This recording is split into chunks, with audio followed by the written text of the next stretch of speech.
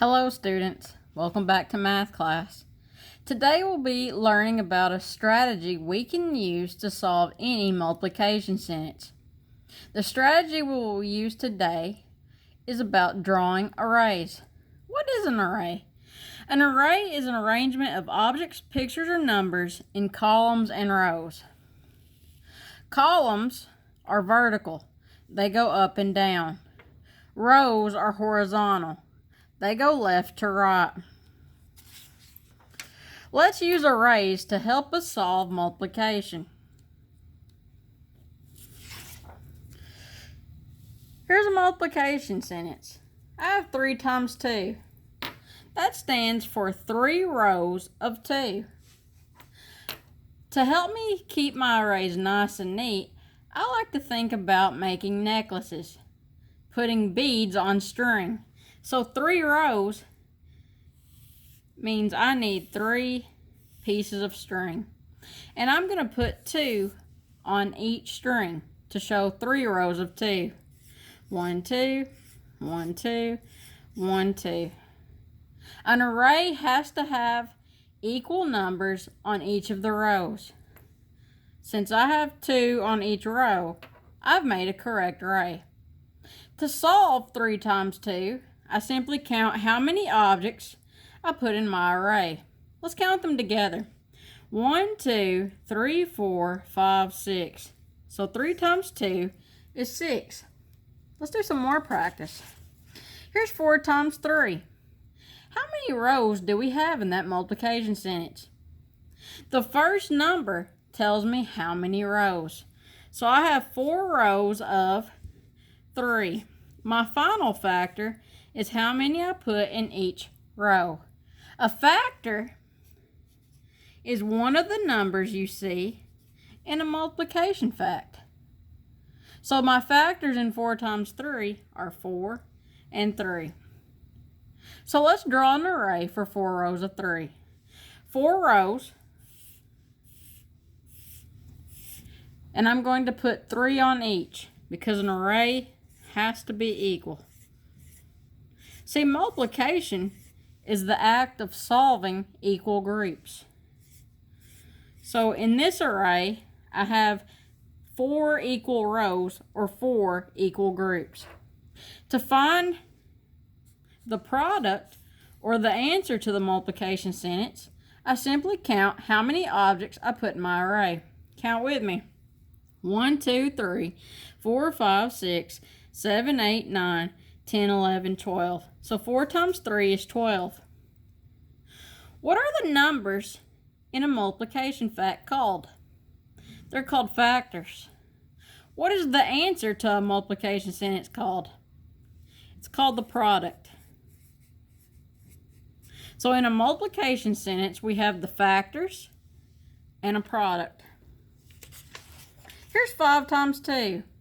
How many rows do we need? The first factor tells us how many rows. So we need 5 rows of 2. I first draw my rows. 1, 2, 3, 4, 5.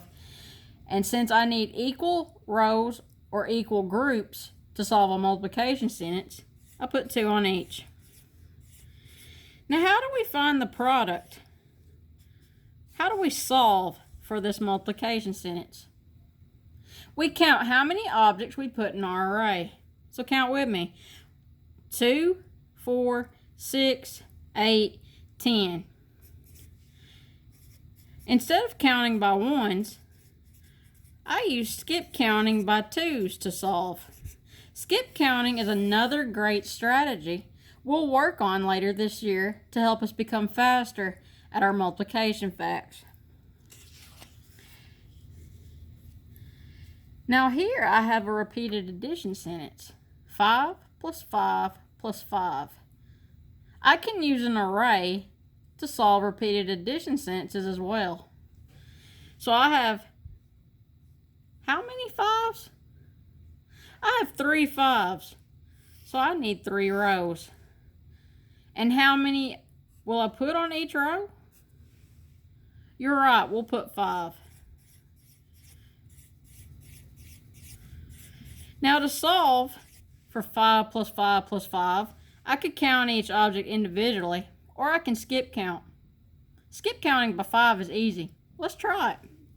5, 10, 15. So 5 plus 5 plus 5 equals 15. Now, since I can use an array for multiplication and repeated addition, that means I should be able to write a multiplication sentence for this array. But how would I do that? Do you remember that arrays are rows of how many? That's what the multiplication sign stands for. Rows of. So how many rows do we have? We have 3. And how many was on each row? 5. So what's 3 times 5? Well, our product will be the same, because repeated addition and multiplication answer the same question. They answer how many rows of, or how many equal groups of, we have of the same number. Now, I want you to pause the video. See if you can draw an array for this repeated addition sentence. Show 4 plus 4 plus 4 plus 4. When you're ready, come back. Alright, you've had time to try out an array on your own. Check it with me. I need to see how many rows of 4 I need. So I count.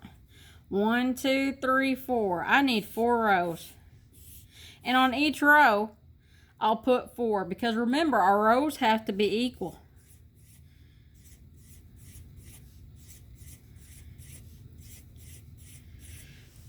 Now, to solve for repeated addition or multiplication, I can always count by ones, or I can use facts I already know.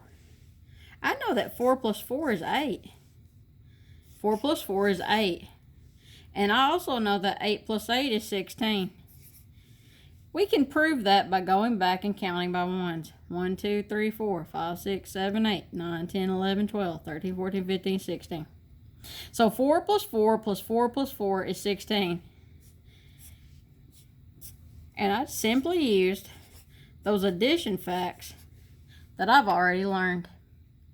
Now, array also shows multiplication. So how can I write a multiplication sentence for this array? Remember, an array answers the question rows of. How many rows do we have? 1, 2, 3, 4. How many did we put on each row? 4. So 4 times 4 is our multiplication sentence. What is 4 times 4? You're right, 16. Because a repeated addition sentence and a multiplication sentence shows the same thing. They're related. Now it's your turn. We're going to do one more together. Show an array for 3 times 3. When you're ready, press play again. Alright, you've had time to draw an array. 3 times 3. I know I need 3 rows of 3. Here's my 3 rows, and I'm going to put 3 on each. What is 3 times 3? I can skip count by 3's on this one. 3, 6, 9. 3 times 3 is 9. So let's review what we've learned today. What is an array? An array is a way of organizing objects, pictures, or numbers into rows and columns. Remember, rows go left to right and columns are up and down. Number 2, does an array need equal rows and equal columns? Yes. If the rows are unequal in a picture, you do not have an array. Number 3, can you use an array to show multiplication and repeated addition? Yes. Multiplication and repeated addition answer the same question. They answer how many rows of or how many equal groups of. Look at this picture. Isn't it an array? No. Arrays must have equal groups. and equal rows. There's 4 on this row, 5 on this row, and 2 on this row.